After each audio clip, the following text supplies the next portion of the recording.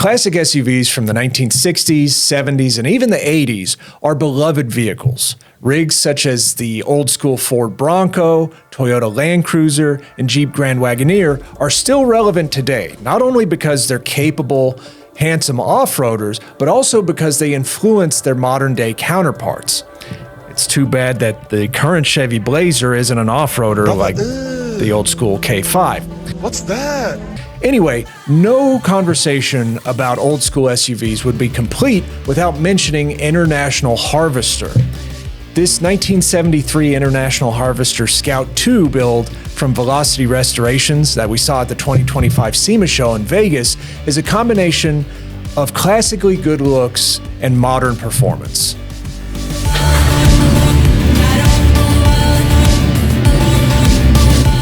Tired of digging through forums and YouTube for answers? Orion will show you how to replace any part on any vehicle, and it's 100% free. Get step-by-step video instructions and over 1 million name brand parts at distributor level prices, all in one place. Check it out now at howto.com. Let's just say the Scout II was a long-delayed sequel to the original model. According to Scout historian Jim Allen, the original Scout started as an idea for a compact pickup way back in 1958. 2 years later, International announced its intentions to build the Scout, a light, compact utility vehicle designed to take on the Jeep CJ. In January 1961, the Scout 80, as it came to be known, made its public debut with a 152 cubic inch slant-4 engine. By 1964, International had sold 100,000 Scouts. The Red Carpet and Champagne series models were more upscale versions of the Scout 80 and influenced the 1966 Scout 800, which was more comfortable, civilized, and safe than its predecessor. That was the same year that the Ford Bronco galloped into the market to challenge the Scout. One good thing about its arrival was its available 289 cubic inch V8, which convinced International Harvester to start offering its 266 cubic inch V8 in the Scout 800 starting in early 1967. For years, International had been planning an all-new Scout model, which it called the X-Scout. It kept getting delayed, but fortunately, International rolled the improvements it had planned for the X-Scout into incrementally updated versions of the Scout.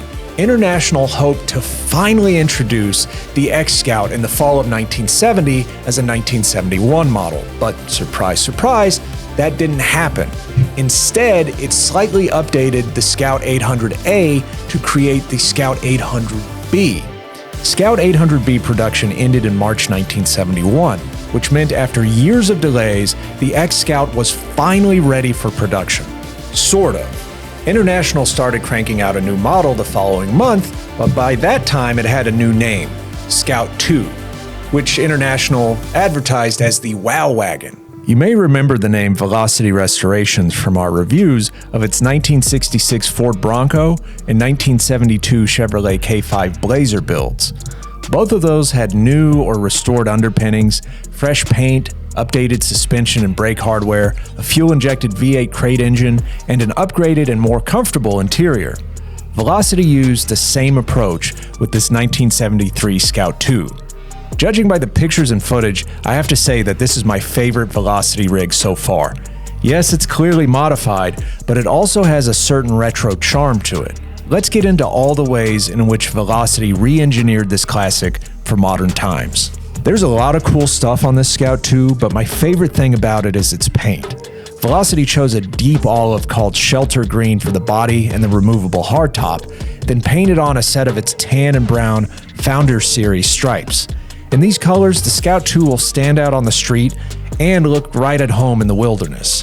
If you look closely, you'll see custom-machined chrome billet pieces, such as the door handles. Holley retro bright headlights and a row of KC LED off-road lights illuminate the trail ahead. Velocity's Overlander roof package can hold any gear that doesn't fit behind the second row of seats. From certain angles, you can tell just how short of a front overhang the Scout II has. Just in case the going gets a little too tough, there's a front skid plate to guard against bumps and scrapes. Instead of repairing and restoring an original Scout II frame, Velocity started fresh with the Roadster Shop Legend Series chassis equipped with independent front suspension for better stability, control, and ride quality. The Scout 2 was in the Penske Racing Shocks booth for a good reason, because the IFS and the rear end run Penske shocks. Of course, Velocity also upgraded the wheels and tires, opting for a set of custom 18-inch Forgeline 3-piece billet wheels and wrapping them in 35-inch BFGoodrich KM3 mud-terrain tires. So at this point in the video, you're probably wondering what Velocity put under the hood of this Scout 2. Well, if you're hoping for something like a rebuilt 345, I have good news and bad news for you. The bad news is, no, it doesn't have a 345 under the hood. In fact, it doesn't even have an international engine. The good news is that there is a V8, a Chevrolet LT1 6.2-liter V8 crate engine to be exact. Velocity pairs that with a 10L80 10-speed automatic and an electronic dual-range transfer case. It also upgrades the brakes to power 4-wheel discs to give this Scout 2 the slow to match its go. There's a lot more green and striping inside the cabin, which is furnished with a custom interior from Velocity. I think the best name for the color is avocado green, which is appropriately 70s for this rig. Saddle tan or brown leather would be a no-brainer here, but holy guacamole does this pop out at you. If you can divert your attention away from the Recaro bucket seats and the rear bench with the multicolor stripes, you'll see a variety of updated comfort and convenience features. Those include Dakota Digital gauges, a RetroSound head unit, focal speakers, and a vintage air climate control system. Fortunately, Velocity didn't go overboard and add a bunch of touch screens and gizmos. It managed to put its own spin on the interior without making it glaringly anachronistic. There you have it, folks, a little International Harvester Scout and Scout 2 history, as well as an up-close look at the 73 Scout 2 build from Velocity Restorations at the SEMA show in Vegas. Thank you for watching, and if you haven't already, please go ahead and click the like button and subscribe to our channel so that you can see more of our content, including coverage from the 2025 SEMA show.